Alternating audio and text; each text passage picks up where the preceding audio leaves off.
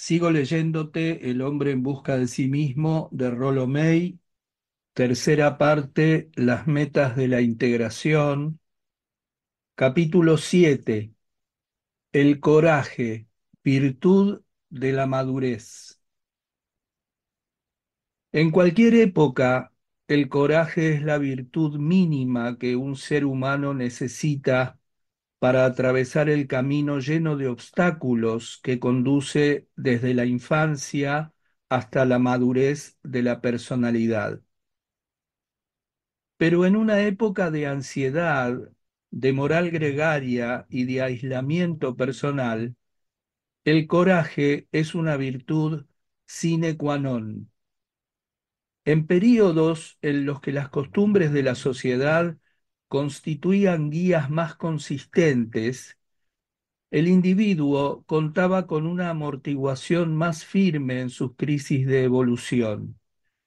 Pero en tiempos de transición como el nuestro, la persona se ve arrojada a su suerte a una edad más temprana y por un período más extenso. Puede resultar curioso el hecho de dedicar un capítulo al coraje, ya que en las últimas décadas nuestra tendencia general consistía en relegar el coraje al estante de las anticuadas virtudes de caballería, o como máximo en admitir que era necesario para los adolescentes en el deporte y para los soldados en la guerra. Pero si dejábamos de lado el coraje, era tan solo porque simplificábamos la vida excesivamente, anulamos nuestra conciencia de la muerte, nos dijimos que la felicidad y la libertad llegarían de una manera automática y supusimos que la soledad, la ansiedad y el miedo eran siempre neuróticos y podían vencerse mediante una mejor adaptación. Es cierto que la ansiedad neurótica y la soledad pueden y deben vencerse, y la clase de coraje más importante para manejarlas consiste en decidirse a buscar ayuda profesional, pero quedan aún las experiencias de ansiedad normal a las que cualquier persona en desarrollo debe hacer frente, y para afrontarlas, en lugar de rehuirlas, es primordial el coraje. El coraje es la virtud básica para todos en la medida en que continúen creciendo, avanzando. Es, como lo dice Ellen Glasgow, la única virtud duradera. No nos referimos mayormente al coraje que se requiere para afrontar amenazas externas, tales como la guerra o la bomba H. Más bien, nos referimos a él como una cualidad interior, como un modo de aludir a uno mismo y a sus posibilidades. A medida que se desarrolla este coraje para tratarse a uno mismo, se pueden encarar con una ecuanimidad mucho mayor las amenazas provenientes de la situación externa. El coraje de ser uno mismo. El coraje consiste en la capacidad de enfrentar la ansiedad que se produce a medida que uno logra la libertad. Es la voluntad de diferenciarse, de llegar desde los dominios protectores de la dependencia parental hasta nuevos niveles de libertad e integración. La necesidad del coraje surge no sólo en las etapas en las que la ruptura con la protección parental es más evidente, por ejemplo, en el surgimiento de la autoconciencia, en el ingreso al colegio, en la adolescencia, en las crisis amorosas, en el matrimonio y en el encuentro final con la muerte, sino en cada caso que se da para abandonar los alrededores familiares y penetrar en lo desconocido. Como bien lo dice el neurobiólogo doctor Kurt Goldstein, abre comillas, el coraje, en su análisis último, no es más que la respuesta afirmativa a los sacudimientos de la existencia que son necesarios para la actualización de la propia naturaleza. Cierra comillas. Lo opuesto del coraje no es la cobardía, sino más bien la falta de él. Decir que una persona es cobarde no significa más que decir que es perezosa. Solo nos informa de que alguna potencialidad vital carece de realización o está bloqueada. Lo opuesto al coraje, como surge del intento de entender el problema en nuestra época, es la conformidad autómata. Muy pocas veces en nuestra época se admira el coraje de ser uno mismo como una virtud máxima. Un problema reside en el hecho de que mucha gente todavía asocia ese tipo de coraje con las presuntuosas actitudes de los hombres que se hicieron a sí mismos del siglo XIX, o con el tema ridículo en parte, aunque sea sincero, de soy el dueño de mi destino en un poema como Invicto. En gran medida, el punto de vista actual de mucha gente, basado en sus propias convicciones, se revela en frases tales como jugarse la cabeza. La sugerencia principal de esta postura insostenible es que cualquier forastero puede tirar al cuello y cortar la cabeza. Incluso la gente describe los adelantos en sus propias creencias como saltar en una pata, otra buena imagen.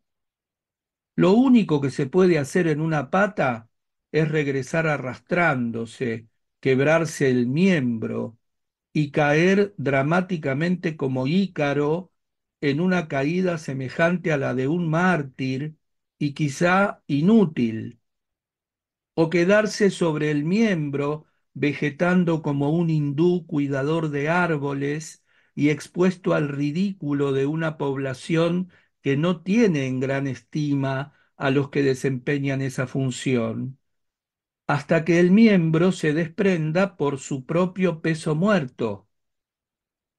Ambas expresiones destacan el hecho de que lo más temido es salirse del grupo, sobresalir en lugar de encajar en él.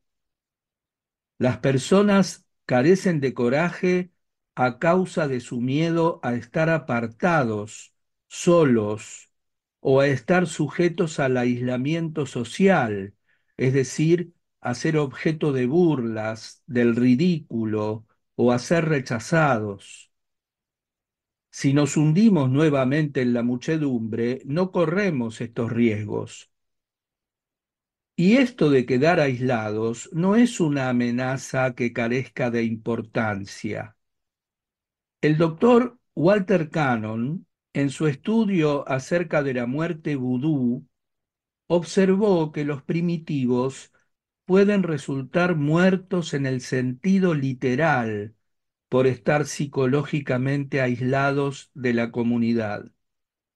Se han observado casos de nativos que cuando fueron condenados al ostracismo social y tratados por sus tribus como si no existieran, realmente se marchitaron y murieron. Es más, William James nos recuerda que la expresión ser condenado al ostracismo por la desaprobación social lleva en sí mucho más de verdad que de poesía. Por consiguiente, no es una ficción de la imaginación neurótica el que las personas tienen un miedo pavoroso de permanecer fieles a sus convicciones, corriendo el riesgo de ser abandonadas por el grupo. Lo que nos falta en la época actual es la comprensión del coraje amistoso, personal, original, constructivo de un Sócrates o de un Spinoza. Necesitamos recuperar el entendimiento de los aspectos positivos del coraje como cara interna del crecimiento, como una manera constructiva del volverse uno mismo, que es más importante que el darse uno mismo. Por eso, cuando en este capítulo enfatizamos lo de permanecer fiel a los propios principios, no queremos significar en absoluto vivir en un vacío de aislamiento. En realidad, el coraje es la base de cualquier relación creativa.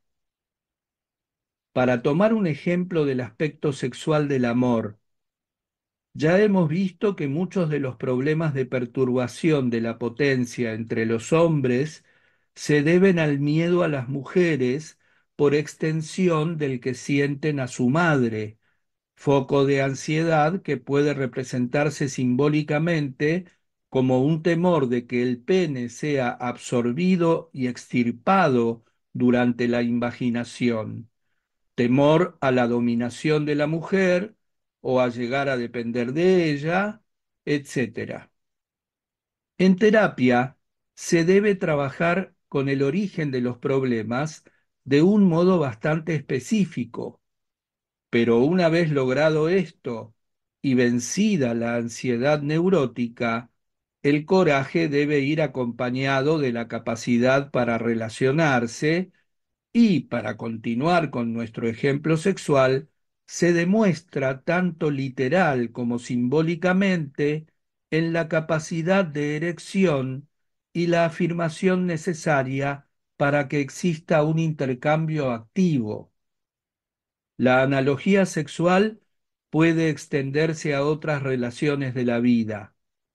Se requiere coraje no sólo para la afirmación de uno mismo, sino también para darse.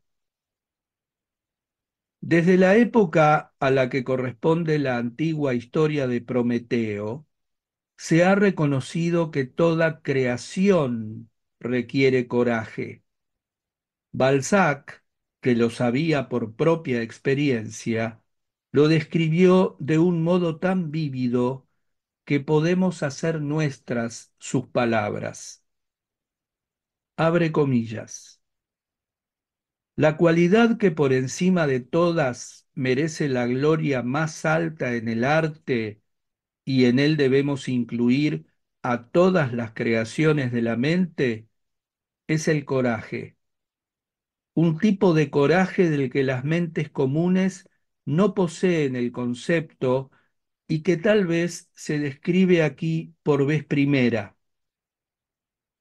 Planear, soñar e imaginar obras hermosas es con toda seguridad una ocupación agradable, pero producir, dar a luz, criar a la obra recién nacida mediante el trabajo, ponerla a descansar bien amamantada, levantarla cada mañana con infatigable amor maternal, mantenerla limpia a lengüetadas, vestirla un centenar de veces con vestimentas que se destroza cada vez, no sentirse desalentado por las convulsiones de esta vida enloquecedora y transformarla en una obra maestra viviente que hable a todos los ojos si se trata de una cultura, a todas las mentes si es una obra literaria,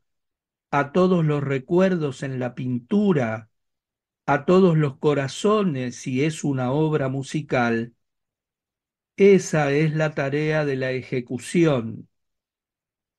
La mano debe estar siempre lista para obedecer a la mente y los momentos creativos de la mente no obedecen a órdenes. El trabajo es un esfuerzo agotador temido y amado por esas naturalezas refinadas y poderosas que a menudo sucumben a su tensión. Si el artista no se lanza a este trabajo como un soldado a la trinchera, sin reflexionar, y si en ese cráter no cava como un minero enterrado por un aluvión de rocas, el trabajo no se completará nunca. Permanecerá en el estudio donde la producción se hace imposible y el artista asiste al suicidio de su propio talento. Es por esta razón que la misma recompensa, el mismo triunfo, los mismos laureles se conceden tanto a los grandes poetas como a los grandes generales. Cierra comillas.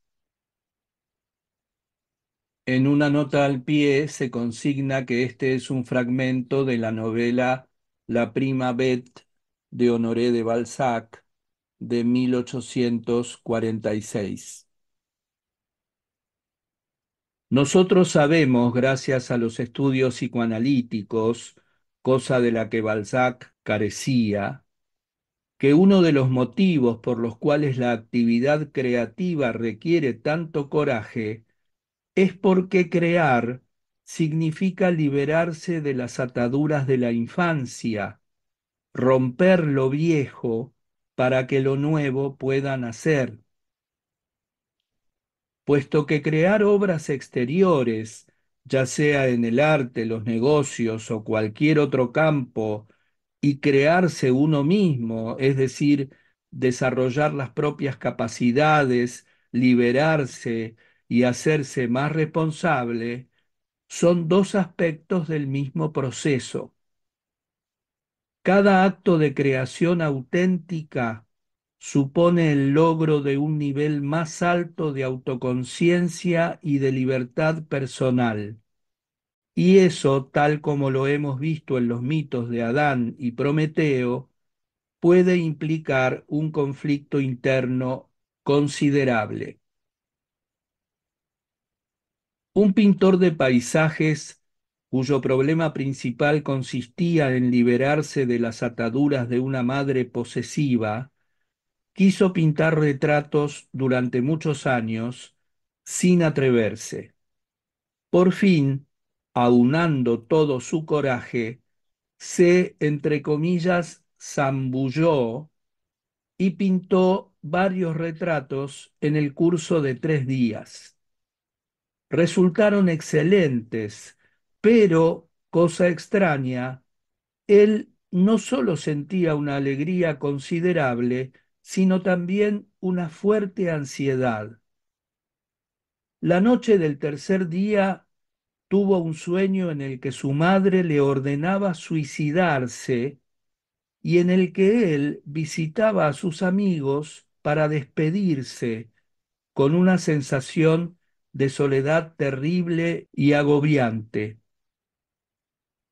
Lo que el sueño quería decir en realidad era, si creas, te apartarás de lo conocido y entonces te sentirás solo y morirás. Mejor mantente fiel a lo familiar y no crees. Cuando observamos la naturaleza de esta poderosa amenaza inconsciente, resulta muy significativo el hecho de que no pudiera hacer más retratos durante un mes hasta que pudo vencer el contraataque de la ansiedad que aparecía en el sueño.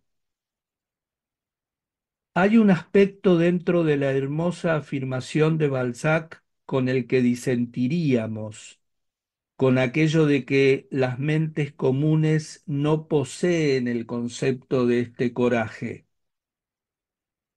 Este es el error que resulta de identificar el coraje con acciones de evidente espectacularidad, tales como el avance del soldado o los esfuerzos de Miguel Ángel para terminar los frescos del techo de la Capilla Sixtina.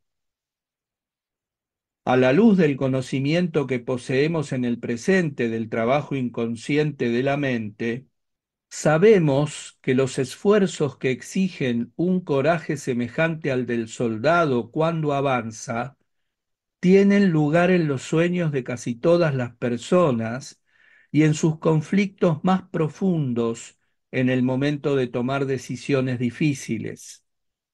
Dejar el coraje solo para los, entre comillas, héroes y los artistas no hace más que demostrar cuán poco conocemos la profundidad del desarrollo interno de casi todos los seres humanos.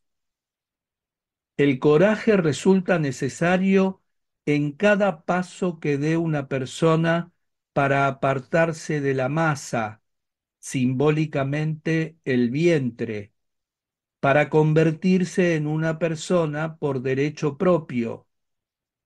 Es como si a cada paso se sufrieran los dolores del propio nacimiento. El coraje, ya se trate del que manifiesta el soldado cuando arriesga la vida o del que necesita el niño para ir a la escuela, significa poder para permitirse salir de lo familiar y seguro. El coraje es necesario no solo en el acto ocasional en que una persona toma una decisión importante tendiente a lograr su propia libertad, sino también en las pequeñas decisiones de cada momento que van construyendo de a poco la estructura que transforma a alguien en una persona que actúa con libertad y responsabilidad. Por consiguiente, no hablamos de héroes. En realidad, el heroísmo visible a todas luces, del mismo modo que la temeridad, son con frecuencia el resultado de algo muy distinto del coraje. En la última guerra, los pilotos intrépidos de la Fuerza Aérea, que parecían ser muy valientes cuando se trataba de arriesgarse, eran con frecuencia los que no podían vencer su ansiedad interiormente y tenían que compensar esto buscando el peligro en hechos temerarios exteriores. Se debe juzgar el coraje como un estado interior. De otro modo, las acciones externas pueden conducir a conclusiones erróneas. Galileo se comprometió de una manera externa con la Inquisición y prometió retractar su afirmación de que la Tierra gira alrededor del Sol, pero lo significativo es que se mantuvo internamente libre, tal como según la leyenda lo demuestra su aparte, entre comillas, pero sin embargo se mueve alrededor del Sol. Galileo pudo seguir trabajando y nadie desde afuera puede decir por otro cuáles de sus decisiones constituyen un renunciamiento o una preservación de la libertad. Podríamos imaginar que la tentación de huir de la libertad podría haber existido en una voz interna de Galileo. Rechaza el acuerdo, alcanza una muerte propia de un mártir y piensa en el alivio de no tener que continuar haciendo estos descubrimientos científicos. Se requiere un coraje mayor para preservar la libertad interior, para continuar el propio viaje interno hacia nuevas regiones, que para defender de una manera desafiante la libertad exterior. Con frecuencia resulta más fácil hacerse el mártir del mismo modo que moverse temerario en una batalla. Por extraño que parezca, el avance continuo y paciente hacia la libertad es quizá la tarea más difícil, la que exige un coraje mayor. Por eso, si alguna vez empleamos en esta exposición la palabra héroe, será refiriéndonos no a los actos importantes de personas sobresalientes, sino al elemento heroico que en potencia se encuentra en cada hombre. ¿Acaso todo coraje no es básicamente un coraje moral? Lo que en términos generales llamamos coraje físico, refiriéndonos a la capacidad para arriesgarse a sufrir dolor físico, puede resultar simplemente una diferencia de la sensibilidad física. El hecho de que los niños o los adolescentes tengan coraje para luchar depende solo en un grado ínfimo del dolor que ello implica. Más bien depende de que el chico se atreva a afrontar la desaprobación paterna o de que pueda soportar el aislamiento que trae aparejado el hecho de tener enemigos, o de que el rol que ha asumido de una manera inconsciente como medio para obtener su seguridad sea defenderse por sus propios medios o tratar de resultar simpático quejándose y haciéndose el débil. Las personas que han sido capaces de luchar de todo corazón y sin conflictos internos, refieren que, por lo general, el sabor del conflicto sobrepasa al dolor físico. ¿Y acaso el así llamado coraje físico de arriesgarse a morir no es en realidad un coraje moral, el coraje de entregarse a un valor mayor que el de la propia existencia como tal y por consiguiente de arriesgar la propia vida si es necesario? Según mi experiencia clínica, el mayor obstáculo que se presenta al desarrollo del coraje de una persona es el hecho de tener que asumir un modo de vida que no se basa en sus propias fuerzas. Podemos observarlo en el caso de un joven que se acercó a la terapia a causa de sus tendencias homosexuales, de sus grandes sensaciones de ansiedad y aislamiento, y de ciertas tendencias rebeldes que regularmente perturbaban su trabajo. Cuando niño lo habían considerado afeminado y nunca pudo pelear, a pesar de ser atacado casi a diario por sus compañeros de escuela. Había sido el menor de 6 hermanos, 4 de los cuales eran varones, y quien lo antecedía a él era una hermana. La hermana murió cuando era apenas una niña, y la madre, que había deseado con delirio una niña después de haber tenido 4 varones, no tenía consuelo. Se acercó más entonces a su hijo menor y empezó a tratarlo y a vestirlo como a una niña. Para él, desarrollar intereses femeninos, no practicar deportes con otros niños, no pelear aunque sus hermanos mayores le ofrecieran premios por hacerlo, eran actitudes bastante lógicas. No debía arriesgar el puesto que ocupaba junto a su madre, porque era claro que podía lograr aceptación y aprobación si aceptaba el rol femenino que se le había asignado. Pero ¿cuál sería su lugar como quinto hijo varón? Ya de un modo inconsciente su madre lo rechazaba, porque en realidad no era una niña.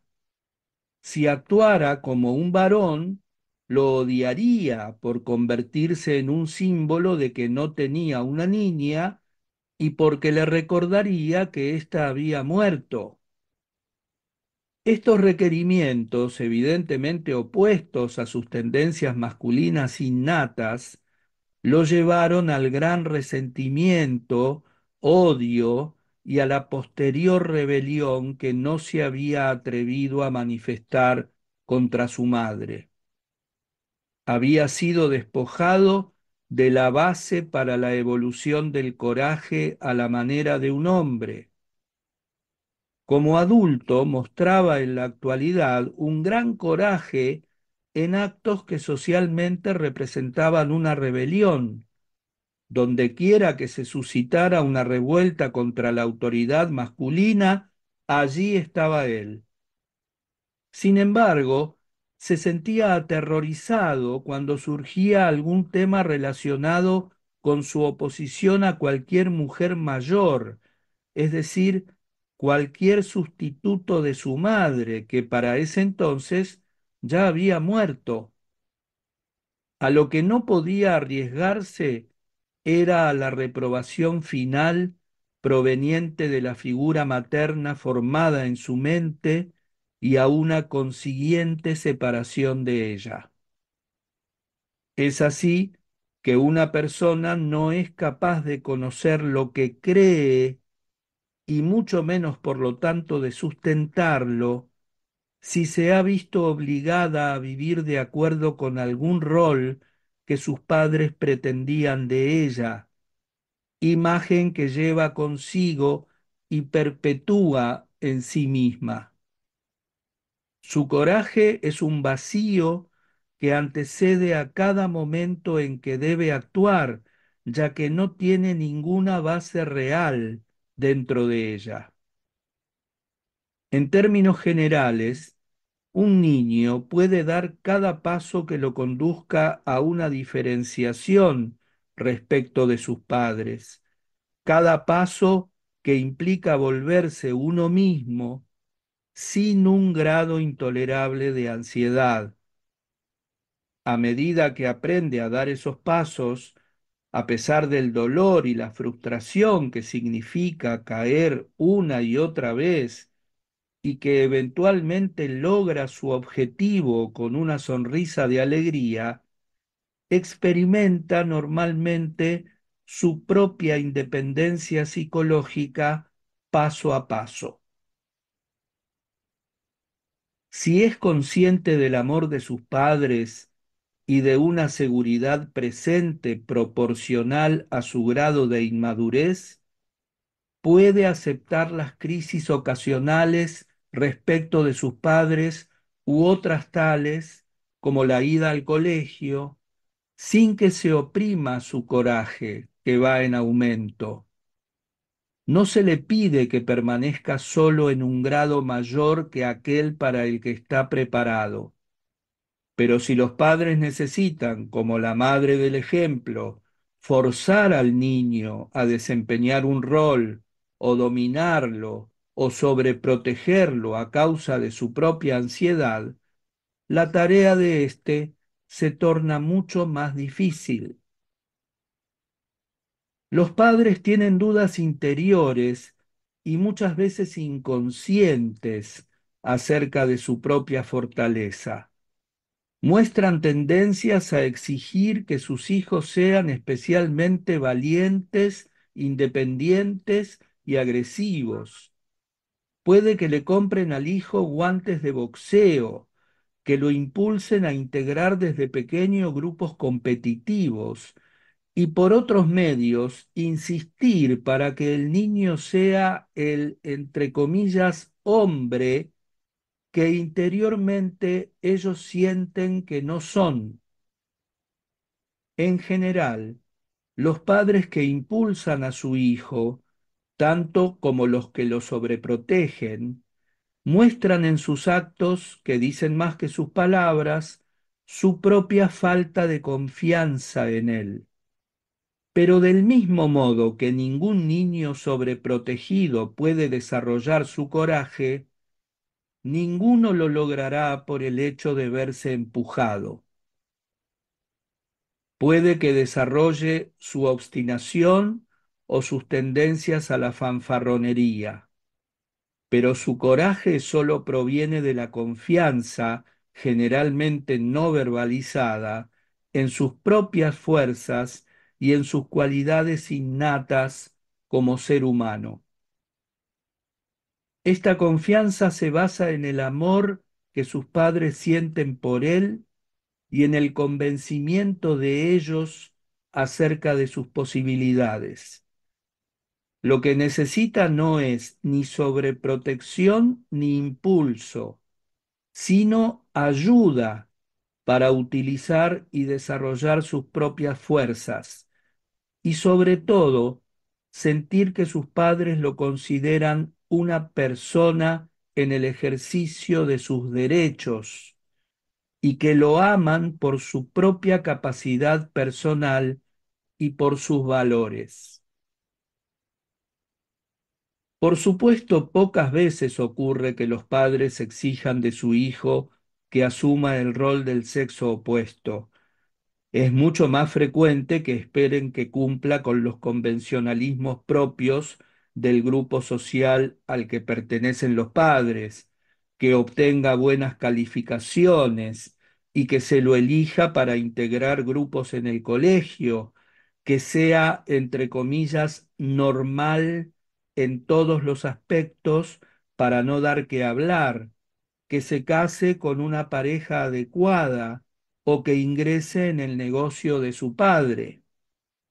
Y cuando el hijo o la hija actúa conforme a estas exigencias, aun cuando no crea en ellas, generalmente racionaliza sus acciones diciendo que lo hace para seguir manteniendo el apoyo paterno, la ayuda económica y otras cosas por el estilo.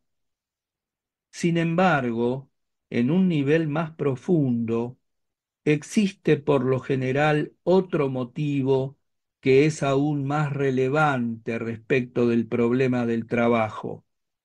Vivir de acuerdo con las expectativas de los padres es el modo de ganar su aprecio y admiración y seguir siendo la niña de sus ojos. Por consiguiente, la vacuidad y el narcisismo son los enemigos del coraje. Definimos a la vacuidad y al narcisismo como la necesidad compulsiva de ser apreciado, de hacerse simpático. A este sacrifica la gente su coraje. La persona vanidosa y narcisista aparenta en la superficie sobreprotegerse, no correr riesgos y en otros sentidos actuar como un cobarde a causa del alto concepto que tiene de sí. Sin embargo, la realidad es todo lo contrario. Debe protegerse como una comodidad por medio de la cual puede comprar el aprecio y el favor que necesita, precisamente porque sin el aprecio de su madre o de su padre se sentiría despreciable. El coraje surge del sentido que cada uno tiene de su dignidad y autoestima. Por consiguiente, uno carece de él porque tiene un concepto muy bajo de sí mismo. Las personas que necesitan continuamente que los demás digan es tan simpático o tan inteligente o tan bueno o es tan bonita, son personas que se preocupan por sí mismos no porque se amen, sino porque el rostro hermoso o la inteligencia o la conducta correcta son medios de lograr la palmada cariñosa de los padres. Esto lleva al desprecio por uno mismo. Es por eso que muchas personas bien dotadas, cuyas cualidades les han merecido la aprobación pública, llegan a confesar en confianza, en la terapia, que se sienten unos farsantes. La vacuidad y el narcisismo, la necesidad compulsiva de ser admirado y apreciado, minan el coraje ya que uno lucha entonces de acuerdo con convicciones ajenas, no según las propias. En la película japonesa Rashomon, el esposo y el ladrón luchan con un abandono total cuando ellos mismos han decidido hacerlo. En otra escena, cuando la esposa los vitupera y ellos luchan compulsados a vivir de acuerdo con sus exigencias de lo que debe ser la valentía masculina, luchan tan solo con la mitad de sus fuerzas. Dan los mismos golpes, pero es como si una cuerda invisible les detuviera los brazos. Además, cuando se actúa para ganar el aprecio de alguien, el acto mismo es un recuerdo vivo del sentimiento de debilidad y desprecio por sí mismo. De otro modo, no habría necesidad de prostituir las propias actitudes. Esto lleva generalmente a la sensación de cobardía, que es la humillación más amarga de todas. La humillación de haber cooperado a sabiendas al aniquilamiento de uno mismo. No es tan malo resultar vencido por un enemigo más fuerte o porque uno no ha luchado, pero saber que uno es un cobarde porque eligió vender su fuerza para llevarse bien con el vencedor, esta traición a uno mismo es el trago más amargo. Existen también razones específicas en nuestra cultura de por qué actuar para complacer a los demás mina el coraje. Porque tal modo de actuar, por lo menos para los hombres, significa a menudo interpretar el papel de un individuo inseguro, no agresivo, caballeresco, y cómo se puede desarrollar la fuerza, incluyendo la potencia sexual, cuando se supone que uno es inseguro. Incluso en las mujeres, estos medios de ganar admiración actúan contra el desenvolvimiento de las potencialidades innatas, ya que éstas nunca se ejercitan ni se traen a cuento. La señal del coraje en nuestra época de conformidad es la capacidad de actuar según las propias convicciones, no de una manera obstinada o desafiante. Estas son expresiones de defensión, no de coraje, ni como un gesto de desquite, sino simplemente porque eso es lo que uno cree. Es como si a través de las propias acciones uno estuviera diciendo, este soy yo, este es mi ser. El coraje es la elección afirmativa, no una elección porque no puedo hacer otra cosa, ya que si uno no puede hacer otra cosa, ¿dónde interviene el coraje? De seguro uno a veces tiene que aferrarse con firme determinación a una posición que se ha ganado mediante el coraje. Tales ocasiones son frecuentes en terapia, cuando una persona ha logrado alguna nueva evolución y debe afrontar el contraataque de la reacción ansiosa que esto suscita dentro de sí y al mismo tiempo los ataques de los amigos y de los miembros de su familia que se sentirían mejor si hubiera seguido como antes. En el mejor de los casos, habrá muchas acciones defensivas, pero si se ha logrado algo digno de defenderse, entonces se lo defiende con alegría, no de manera negativa. Cuando el coraje empieza a surgir en la evolución de una persona, es decir, cuando empieza a apartarse del modelo de dedicar su vida a lograr que los demás lo admiren, por lo general se presenta un paso intermedio.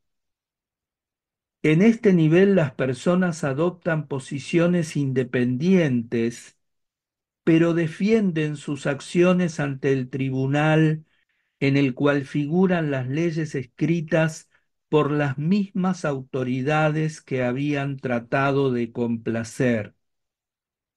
Es como si exigieran el derecho de ser libres, pero como los colonos americanos antes de la Revolución, debieran discutir su caso en base a leyes escritas por aquellos ante quienes claman por sus derechos.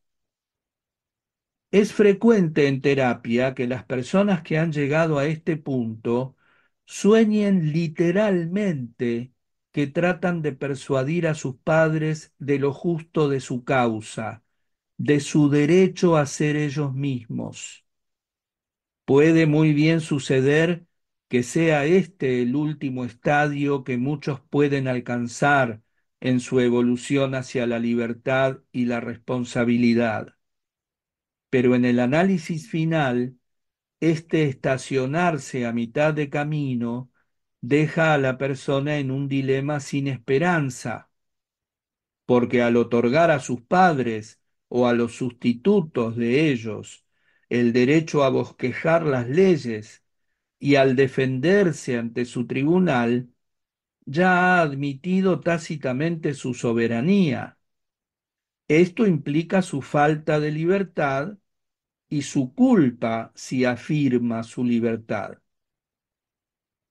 Ya hemos visto que este era el conflicto del héroe en la novela de Kafka El proceso, a quien siempre atrapan porque trata de discutir su caso convencido de la total autoridad de sus acusadores. Se encuentra pues en una situación frustrante, desesperada, y está reducido, cosa bastante lógica, a una posición en la cual lo único que puede hacer es rogarles. Imaginemos lo que hubiera ocurrido si Sócrates en su juicio hubiera tratado de discutir con sus acusadores atenienses basándose en sus suposiciones y en sus leyes.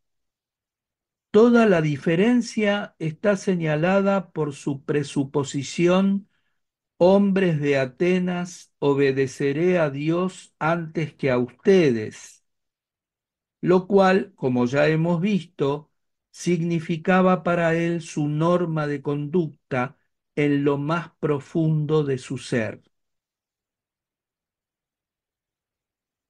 El paso más arduo, el que requiere más coraje, es negar a aquellos según cuyas expectativas se ha vivido el derecho a dictar las leyes. Este es el paso más aterrorizante. Significa aceptar la responsabilidad por nuestras propias normas y juicios, aunque sepamos cuán limitados e imperfectos son. Esto es lo que quiere decir Paul Tillich cuando habla del coraje de aceptar la propia finitud, el cual sostiene es el coraje básico que todo hombre debe tener. Es el coraje de ser y de confiar en uno mismo a pesar del hecho de ser finito. Significa actuar, amar, pensar, crear, aun cuando sepamos que no tenemos las respuestas finales y que bien podemos equivocarnos. Pero sólo gracias a una valiente aceptación de la finitud y de una acción acorde y responsable, se desarrollan las fuerzas que se poseen, por alejadas que estén de lo absoluto. Hacer esto implica los muchos aspectos del desarrollo de la conciencia de uno mismo que hemos discutido en este libro, incluyendo la autodisciplina, la capacidad de valorar, la conciencia creativa y la relación creativa con el saber del pasado. Es obvio que este paso exige un grado considerable de integración y que el coraje que requiere es el de la madurez.